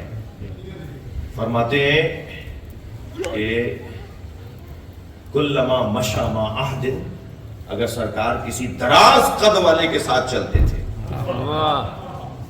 جی، ان کانا طویل کانا اطول منہ، اگر وہ لمبے قد والا بھی ہوتا تھا تو نبی کا قد لمبا نظر آتا تھا. اللہ اپنے نبی کا ظاہری طور بھی قد کسی سے کم نہیں دیکھنا چاہتا. سرکار دو جہاں کا لعاب دہن آپ ذرا دیکھیں تو صحیح. ابو ذر غفاری گھر پہ دعوت کی ہے، کھانا لا کے رکھا ہے، پانی کھا رہا ہے. اور میں ابو ذر تمہارے گھر پہ پانی میٹھا نہیں ہے؟ کہا یا رسول اللہ میرے گھر کا کنواں کڑوا ہے. حضرت نے فرمایا تم نے پہلے نہیں بتایا، آپ نے اپنا لعاب دہن کنویں میں ڈالا. شہد سے زیادہ میٹھا. اچھا اگر یہ بات کسی سے ہضم نہیں ہو رہی تو یہ کیسے ہضم ہوئی کہ علی کی آنکھوں پہ نبی کا لعاب لگا؟ لعاب دہن کے موضوع ہیں. اور میں نہیں، یہ جو اتنی روشن بحث ہے جو اس وقت کر رہا ہوں میں، کہ جب کچھ لوگ 27 مشکل سوال جوڑ کر آئے مولا علی کے سامنے کہ پوچھیں گے تو علی کہیں گے مجھے نہیں آتا. یہ مشکل جب سوال ہے. چھٹے سوال کے بعد بھول گئے کہ چھٹا سوال کیا ہے. اپنے سوال بھی بتائے، جواب بھی بتائے. حضرت نے فرمایا میں بتاؤں کہ 7واں سوال کیا تھا، 8واں کیا تھا، 9واں کیا تھا. آپ نے سوال بھی بتائے، جواب بھی بتائے. اور جب سارے سوال اور جواب سن لیے تو کہنے لگے آپ کا علم نبی کے علم کے برابر ہے. تو یہ جملہ مولا علی کا اچھا نہیں لگا. آپ کا علم نبی کے علم کے برابر ہے. مولا علی نے فرمایا ھذا لعاب النبی. صلوات پڑھیں محمد.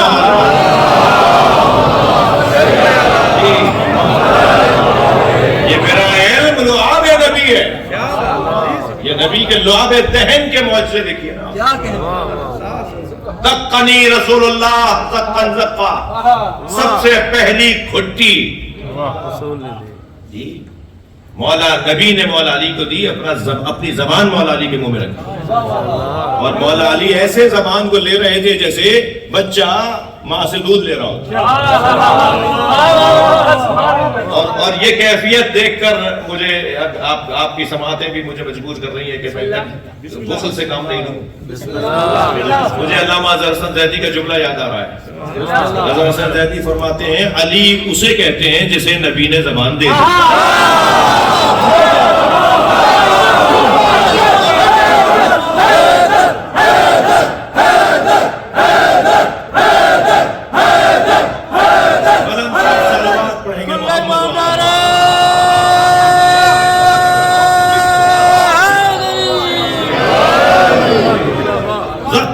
رسول اللہ زقن زقا. لعاب دہن پر غور کر رہا ہوں. رسول اللہ نے مجھے علم ایسے دیا جیسے پرندہ اپنے بچے کو دانا دیتا. اچھا کچھ لوگ تو مجھے ایسے گھور کے دیکھ رہے ہیں کہ ہم ایک جگہ محفل پڑھنے گئے. ایک صاحب بہت غور سے دیکھ رہے تھے. ہم نے کہا جی سارے مجمع میں سب سے زیادہ سمجھدار یہی. برابر والی کی کونی لگی تو گر پڑے. ہم نے محفل کے بعد پوچھا جی ماجرا کیا ہے؟ کہنے لگے یہ آنکھیں کھول کے سو جاتے.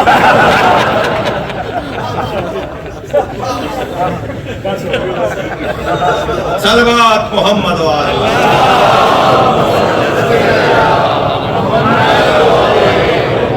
मैं कुछ अपने मिजाज से हटकर भी कुछ कह रहा हूँ, क्योंकि महफिल है इसलिए। किबला की सेहत और सलामती के लिए बुलंदतर सलावत।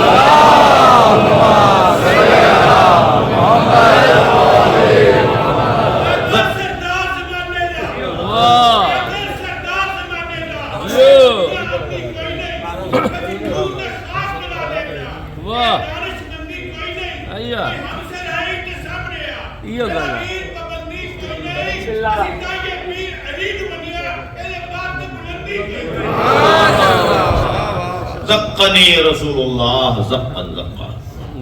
मुझे रसूलुल्लाह ने इल्म ऐसे दिया जैसे परिंदा अपने बच्चे को दाना देता है। जी, नहीं फरमाया जैसे माँ अपने बच्चे को दूध पिलाती है। ये ताबीर नहीं है, इसलिए कि माँ जो खाती है वो पिलाती नहीं है, जो पिलाती है वो खाती नहीं है। खाती कुछ और है, पिलाती कुछ और है। फरमा रहे हैं मुझे नबी ने इल्म ऐसे दिया जैसे परिंदा अपने बच्चे को दाना देता है। परिंदा जो खिलाता है वही खाता है। अल्लाह से लेते हैं, अली को देते हैं। ज़क्क़नी रसूलुल्लाह अल्लमनी रसूलुल्लाह अल्फ़ बाबिन। मुझे रसूलुल्लाह ने 1000 बाबे इल्म अता किए और मैंने हर बाब से 1000 बाब खोले। तो 1000 को 1000 से जमा नहीं करेंगे, 1000 को 1000 से ज़रब देंगे। अभी तो हमें उन उलूम के नाम नहीं पता जिनका हामिल अली है, हमें नाम तक नहीं पता। 70 से ज्यादा उलूम नहीं है दुनिया की बड़ी यूनिवर्सिटियों में, कामयाब यूनिवर्सिटीज के अंदर 70 से ज्यादा उलूम नहीं है। और अली मौला ने 1000 को 1000 से ज़रब दीजिए जरा। वो सारा इल्म जो नबी ने अली को दिया वो आज इमाम मेहदी के पास है।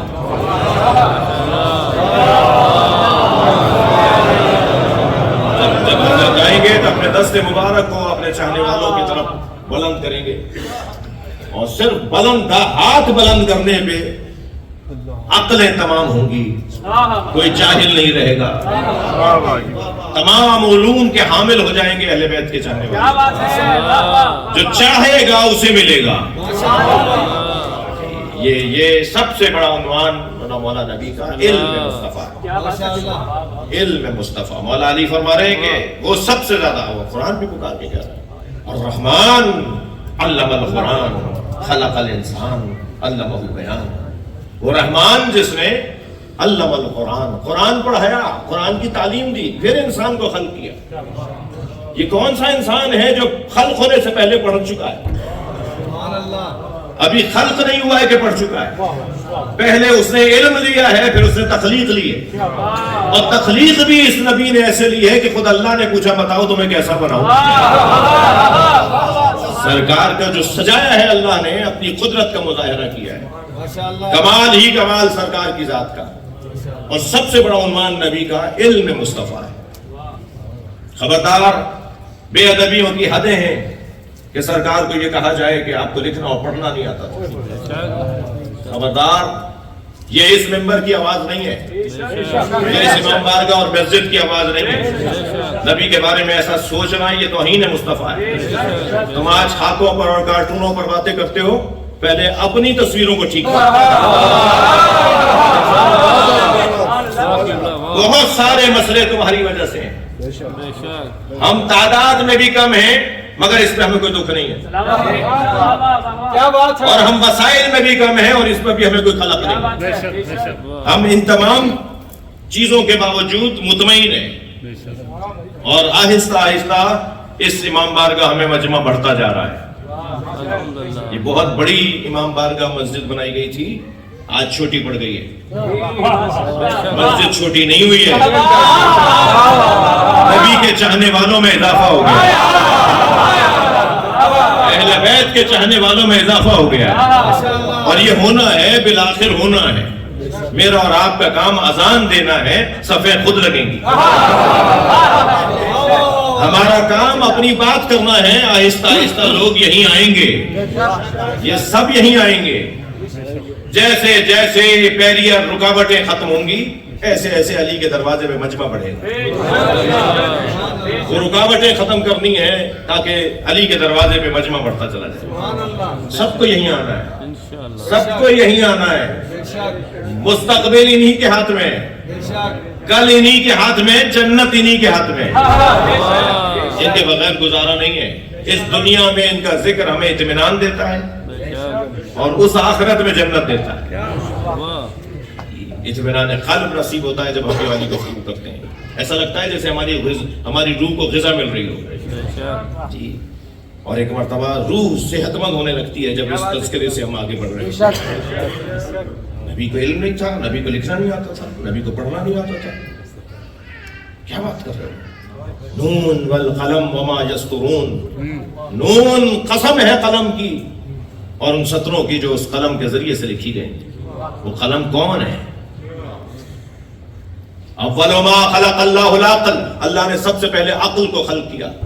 صفحہ پلٹ کے دیکھا تو ایک اور حدیث نظر آئی, اول ما خلق اللہ القلم. اللہ نے سب سے پہلے قلم کو خلق کیا. صفحہ پلٹا تو ایک اور حدیث نظر آئی, اول ما خلق اللہ نوری. سب سے پہلے اللہ نے مجھ مصطفیٰ کے نور کو بنایا. تو جو نور مصطفیٰ ہے وہی قلم ہے, وہی عقل ہے. ایک ہی وجود کے چند نام ہیں. جو خود اللہ کا قلم ہو تو وہ کہتے ہیں اسے لکھنا نہیں آتا تھا. اللہ نے ساری کائنات جس سے لکھی ہو اسے محبت کیا. اللہ نے ساری کائنات کو جس سے لکھا ہے وہ نبی کی ذات ہے. قلم پھر ہاتھ میں لیا. کبھی لکھتے دیکھا کسی نے؟ مولانا اتنی لمبی تقریر کر دی, کوئی حوالہ تو دیجئے کہاں لکھا. ہاں کبھی قلم کو ہاتھ نہیں لگایا. مگر قلم کو ہاتھ نہ لگانا دلیل کب ہے کہ لکھنا نہیں آتا. کیا بات ہے. کچھ اور بھی تو سوچو, کیا وجہ تھی, کیا سبب تھا جو سرکار قلم کو ہاتھ میں نہیں لیتے تھے جی. علامہ محمد حسین طباطبائی کے فرزند فرماتے ہیں کہ میرے بابا صاحب تفسیر المیزان علامہ محمد حسین طباطبائی کہتے ہیں میرے بابا ہر کچھ مدت کے بعد مجھے اتنے کاغذ دیتے تھے اور کہتے تھے جاؤ کنویں میں پھینک کے آ جاؤ, اور میں وہ کاغذ کنویں میں پھینک کے آ جاتا تھا. ایک دن میں کاغذ پھینکنے جا رہا تھا کہ ایک کاغذ کچھ پلٹا ہوا تھا, تو میں نے اسے ذرا اور کھول کر دیکھا تو بہترین غزل تھی اس پہ لکھی ہوئی. دوسرا کھولا تو بہترین نظم تھی, تیسرا کھولا تو بہترین غزل تھی. شاہکار فارسی ادب کا کلام ان کاغذوں پہ لکھا ہوا تھا. ایک ایک مصرع بولتا ہوا, ایک ایک مصرے پہ جو انسان ایک مرتبہ اٹھ کے بیٹھ جائے ایسا مصرع. کہنے لگے وہ کاغذ میں سارے واپس لے آئے. میں نے کہا بابا آپ نے مجھے یہ دیے تھے کہ میں کنویں میں پھینک کے آ جاؤں, اس پہ تو بہترین نظمیں لکھی ہوئی ہیں, بہترین غزلیں لکھی ہوئی ہیں. کہنے لگے بیٹا وہ جو پہلے پھینک کر آئے تھے وہ بھی تو یہی تھی.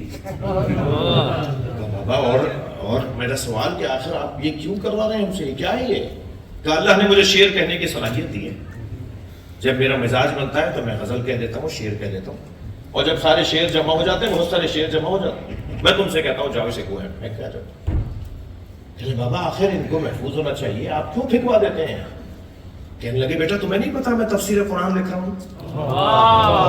میں نہیں چاہتا کہ قرآن اللہ کے کلام کے ساتھ میرا کلام بھی آئے. کلام صرف اللہ ہی کا رہے.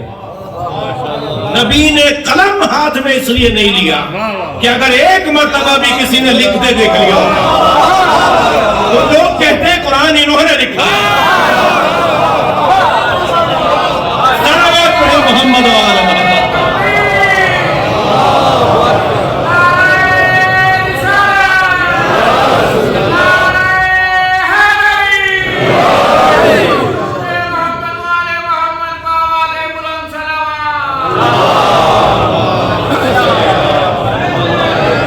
مجھے اندازہ ہو رہا ہے کہ بات میری لمبی ہوتی جا رہی ہے. خاص طور پہ میں ممنون احسان ہوں اپنے سید عالم دین کا مولانا عدیل صاحب قبلہ کا, جن کی توسط سے میں آپ کی زیارت کے لیے حاضر ہوا. اپنے نوجوان ساتھی کا کہ آج یہ توفیق حاصل ہو رہی ہے. بعد میں نہیں آئیے گا, آج ہی سن لیجیے مجھے. ایک سلوات پڑھیں ذرا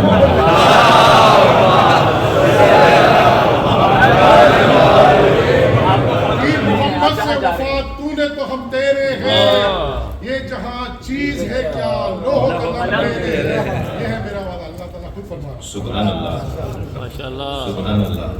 توجہ ہے, بات آگے بڑھے. سرکار کا علم اور سرکار کا علم جو مولا علی تک منتقل ہوا, وہ مولا علی اس کو بڑے جس کو کہہ لیجئے کہ ایک خاص فضیلت کے طور پر بیان کرتے ہیں. شمائل مصطفیٰ جی, سرکار کے سایہ, یہ بحث مولانا ہمارے یہاں بھی ہے, ہمارے بزرگوں نے بھی نبی کا سایہ نہیں تھا یہ بحث کی ہے, اور بڑی ذوقی بحث ہے یہ جی. جن کے ہاں ذائقہ اچھا ہے انہیں اچھی لگتی ہے.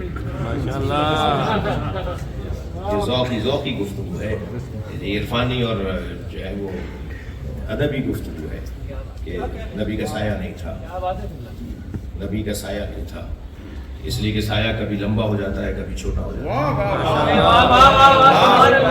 کبھی آگے نکل جاتا ہے. جو نبی سے آگے نکل جائے وہ ادب والا کا.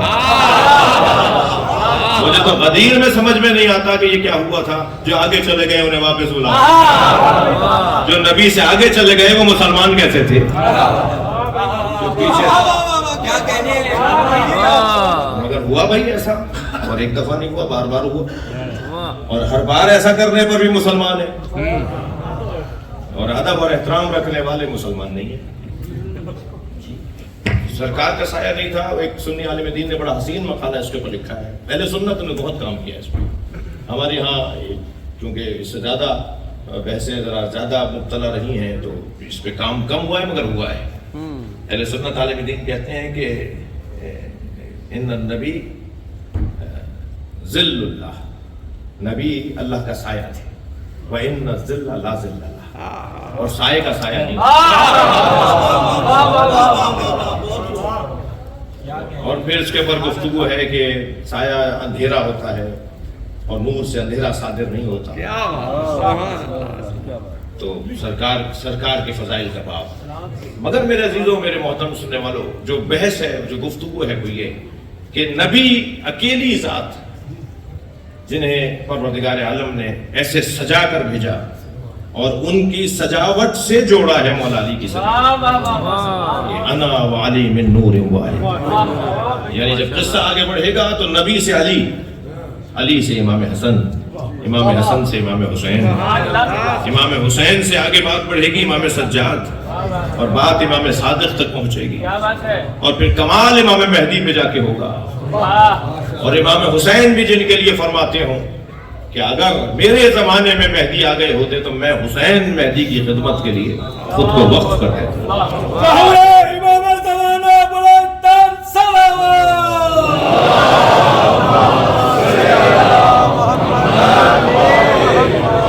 یہ سارے جلوے محمدی ہیں, یہ سارے جلوے احمدی ہیں, یہ سارے جلوے مرتضوی ہیں. یہ حقیقت ایک ہے اور جلوے مختلف ہیں.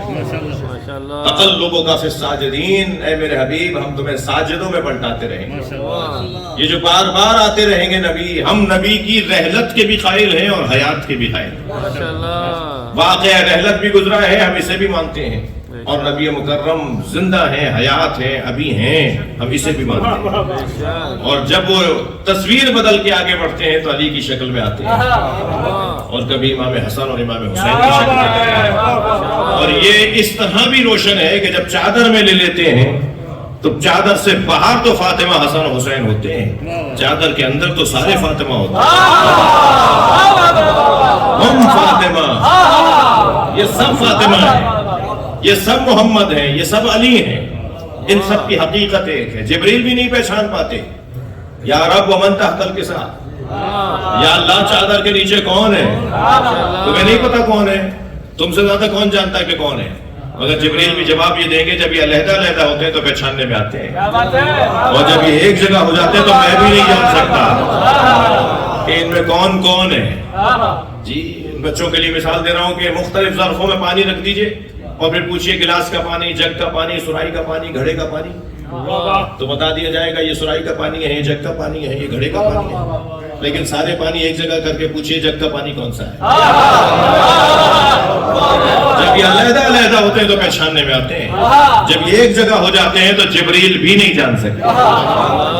ہمارا کام یہ ہے کہ ہم ان کی سیرت اور ان کی دی ہوئی تعلیم پر عمل کریں. 5-8 منٹ اور برداشت کیجیے. سرکار دو جہاں کے بارے میں 2 بحثیں بہت روشن ہیں. ایک آپ کے شمائل کی گفتگو اور ایک آپ کی سیرت کی گفتگو. شمائل کی گفتگو میں نے کسی حد تک کچھ کی ہے جو نہیں کہہ سکتے کہ ساری ہو گئی, یقیناً نہیں ہو سکتی ساری. اور جو سیرت کی گفتگو ہے اس کے اندر سرکار کی سیرت اللہ کی جانب سے ہمارے لیے ایک مثالی سیرت قرار دی گئی. کامیاب ترین شخصیت وہ ہے جو 4 باتوں کا خیال رکھے, اور سرکار سے بڑا کائنات میں کوئی کامیاب نہیں ہے. ان کی کامیابی کی ایک بڑی دلیل یہ ہے کہ جیسے جیسے شعور بشر بڑھتا جا رہا ہے محمد الرسول اللہ پڑھا جا رہا ہے. یہ سرکار کی کامیابی کی ایک دلیل ہے. 4 باتوں کا خیال جس کی زندگی میں بھرپور ہوگا وہ کامیاب ترین شخصیت ہے. سب سے پہلی بات اس کے رب کے ساتھ تعلق کیسا ہے.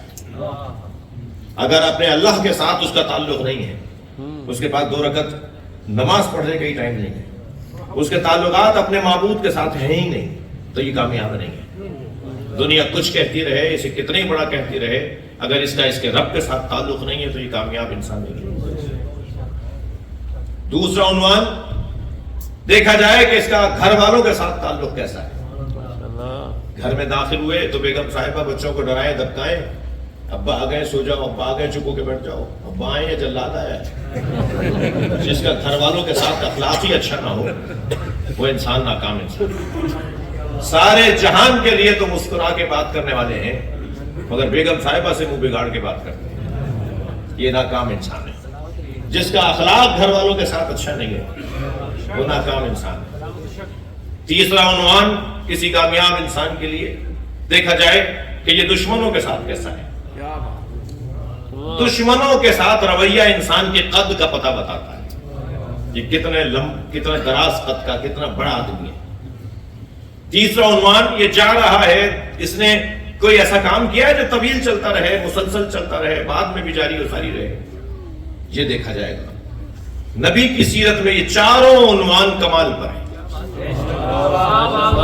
اللہ کے ساتھ تعلق اتنا گہرا ہے کہ پروردگار عالم ان کی اداؤں کو اپنی عبادت بنا دیتا ہے. تسلی دیجئے, تھکے نہیں ہیں آپ, ذرا تسلی کر کے بول رہا ہوں. ماشاءاللہ میں کچھ کہنے جا رہا ہوں. ان کی ادا اللہ نے نماز بنا دی. کیا فرمایا, صلو کما رأیتمونی اصلی, نماز ایسے پڑھو جیسے مجھے پڑھتے ہوئے دیکھ رہے ہو. یہ نہیں کہا صلو کما اصلی, نماز ایسے پڑھو جیسے میں پڑھ رہا ہوں. فرمایا صلو کما رأیتمونی اصلی, نماز ایسے پڑھو جیسے مجھے پڑھتے دیکھ رہے ہو. یعنی نماز بھی چاہتے ہیں, اپنا دیدار بھی چاہتے ہیں. ایسے پڑھو جیسے نماز ایسے پڑھو جیسے مجھے پڑھتے ہوئے دیکھ رہے ہو. جناب بلال حبشی کہتے ہیں کہ میں تو نبی کو دیکھنے جاتا تھا, میری نماز بھی ہو جاتی تھی. نہیں تھک گیا. شاعر کہتا ہے ادائے دید سراپا نیاز تھی میری. دیکھنے کا انداز ہی بتا دیتا ہے نا کہ عاجز ہے یا متکبر ہے, یہ کیا سوچ رہا ہے. ادائے دید سراپا نیاز تھی میری, کسی کو دیکھتے رہنا نماز تھی میری. صلوات پڑھیں ذرا محمد علیہ.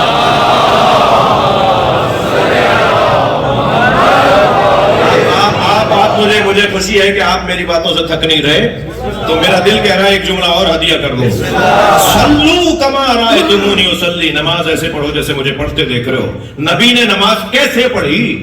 سجدے میں سر ہے, پشت پہ حسین.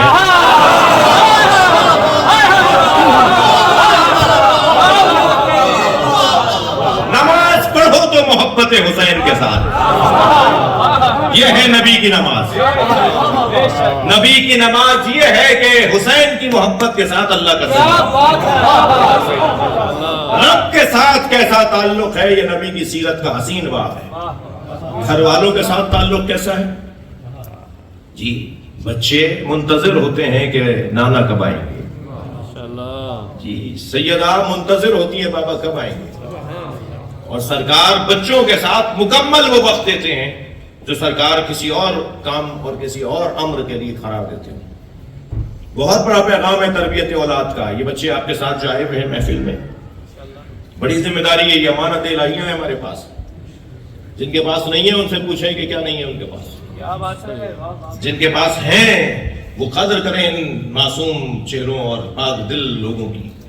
یہ امانت الہیہ ہے. نبی مکرم اپنے ان بچوں کے ساتھ مصروف رہتے ہیں. جی ایک دن کشتی لڑوائی دونوں بچوں سے. امام حسن امام حسین، آؤ بیٹا ذرا کشتی لڑ کے دکھاؤ. ابھی لڑنے کا لفظ بولا جاتا ہے نا کشتی میں، اس لیے بول رہا ہوں میں. محاورہ ہے ہی ہے، کوئی یہ نہیں کہ مولانا تو لڑائی کرواتی.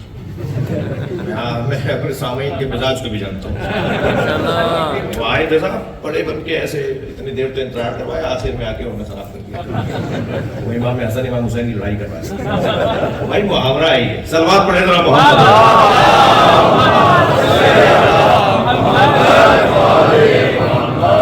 کشتی ہو رہی ہے.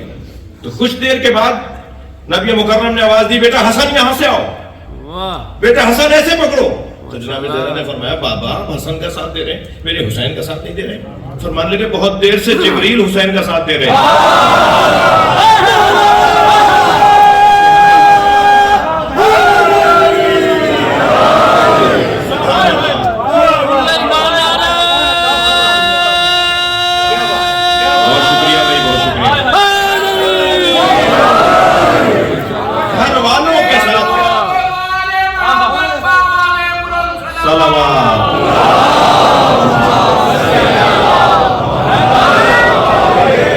بچوں کے ساتھ کیسے ہیں، گھر والوں کے ساتھ کیسے ہیں.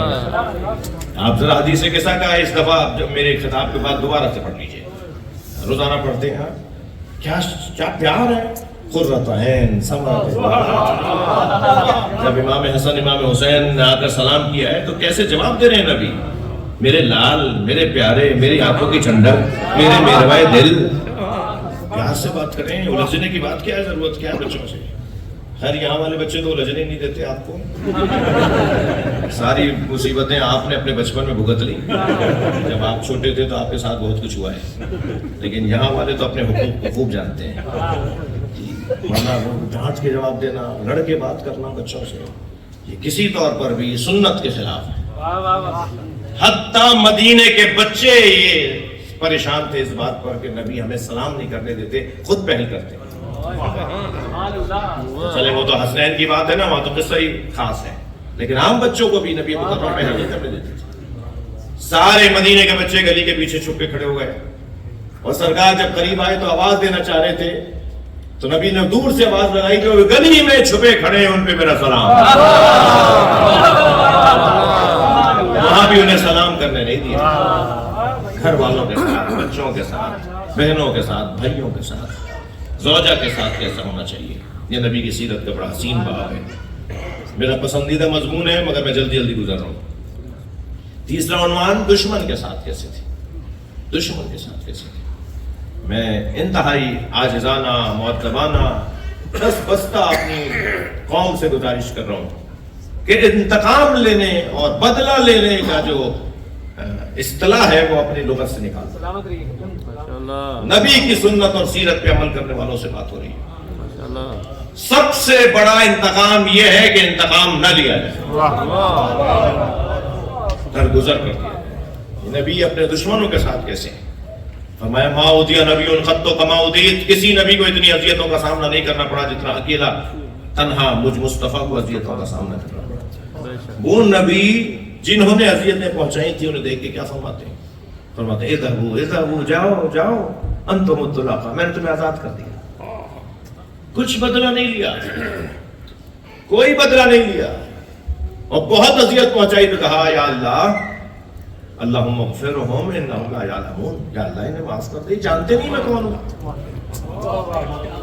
انہیں پتا ہوتا کہ میں کون ہوں تو یہ میرے ساتھ ایسا نہیں کرتے. انہیں معاف کر دے، میں انہیں معاف کر رہا، تو انہیں معاف کر دے. کیا شان ہے. مصائب نہیں پڑھ رہا لیکن نبی کا جلوہ میں کربلا میں دکھا رہا ہوں. ایک یزیدی لشکر کا سپاہی کہتا ہے میں نے 10 لوگوں کو حسین کی تلوار کے نیچے دیکھا اور حسین کی تلوار ہٹتے دیکھی اور انہیں بھاگتے دیکھا. اور مجھے یقین ہو گیا کہ حسین قصدن انہیں چھوڑ رہے ہیں، مار نہیں رہے، قتل نہیں کر رہے. تو کہتا ہے کہ میں اپنا گھوڑا ان کے گھوڑے کے سامنے لے آیا، آواز دے کر کہا اے حسین ابن علی، آپ لوگوں کو مار سکتے ہیں مگر مارتے نہیں ہیں، آخر کچھ لوگوں کو آپ چھوڑ رہے ہیں. تو وہیں سے فوراً بے ساختہ، جیسے اس نے سوال کیا، جواب سوال اس کا مکمل ہوا، مولا نے بے ساختہ فرمایا اس کی نسل میں مومن آنے والا ہے. کیا کریمی ہے، کیا کریمی ہے. یہ مارنے آئے، امام چھوڑ رہے کہ نہیں، اس کی نسل میں مومن آنے والا ہے. دشمن کے ساتھ کیسے ہے، دشمن کے ساتھ کیسے ہے. اور چوتھا عنوان سرکار کی سیرت کا حسین باب ہے. بس میں اپنے بیان کو مکمل کر رہا ہوں کہ اپنے بات کا کیا انتظام کر کے گئے.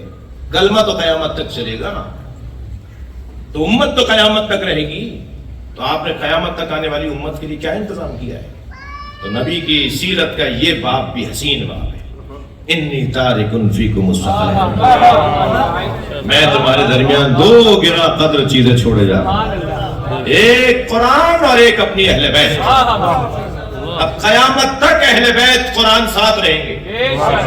اگر قرآن ہماری مجلسوں، مسجدوں میں اور امام بارگاہوں میں، گھروں میں رکھا ہوا ہے، تو نبی نے، جس نبی نے کہا ہے کہ اللہ ہے، اسی نبی نے کہا ہے نا قرآن اور اہل بیت ساتھ رہیں گے. تو اللہ ہے پر تو مجھے یقین ہے، تو قرآن کے ساتھ اہل بیت کے ہونے پہ یقین کیوں نہیں؟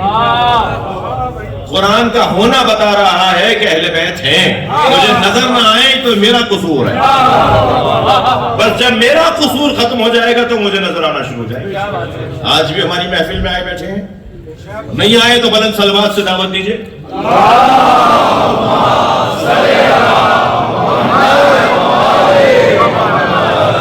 ہماری مجلسوں میں آتے ہیں، ہمارے درمیان ہیں، ہم انہیں پہچان نہیں رہے، یہی غیبت ہے. کسی پردے میں نہیں ہے، کسی غار میں نہیں ہے، کسی حجرے میں نہیں ہے، ہم پہچان نہیں رہے. جب پہچاننے لگیں گے وہی دن ظہور کا دن ہوگا. ہمارا امام، آخری جملے کہہ رہا ہوں، ہمارا امام حاضر ہے، ظاہر نہیں ہے. حاضر اور ہوتا ہے، ظاہر اور ہوتا ہے. سرکار 40 سال تک مکے میں حاضر تھے، ظاہر نہیں تھے. ہمارے امام حاضر ہیں، ہمارے درمیان ہیں، ظاہر نہیں ہے. جب ہم ان کو پہچان لگیں گے تو ظہور ہو جائے گا. اور اسی ظہور کے انتظام میں اور انتظار میں اور اہتمام میں ان محفلوں کا انعقاد ہے. وہ آ جائیں تاکہ ہم خود انہیں نبی کی مبارکباد دیں. مولا ہماری دعا کو قبول فرما. یہ جو ہاتھ تیری بارگاہ میں بلند ہے اللہ، امام کے صدقے میں، امام صادق، امام نبی مکرم کے صدقے میں، ان کے تصدق سے، ان کی برکت سے ان تمام حاجات مندوں کی حاجتوں کو پورا فرما. بیماروں کو شفا عطا فرما، مسافروں کو منزل عطا فرما، بے گھروں کو صاحبان عطا فرما، ہمارے ان نوجوانوں کو، بچوں کو مستقبل بہتر عطا فرما، بزرگوں کو صحت و سلامتی عطا فرما، علماء کرام کا سایہ تادیر، ان کی برکتیں محفوظ فرما، ہم سب کو اطاعت و فرما برداری عطا فرما. امام زمانہ کے ظہور میں تعجیل فرما، تعجیل فرما، تعجیل فرما. دعاؤں کی قبولیت کے لیے، محفل کی قبولیت کے لیے، آپ سب کی حاجات کے لیے بلند تر صلوات.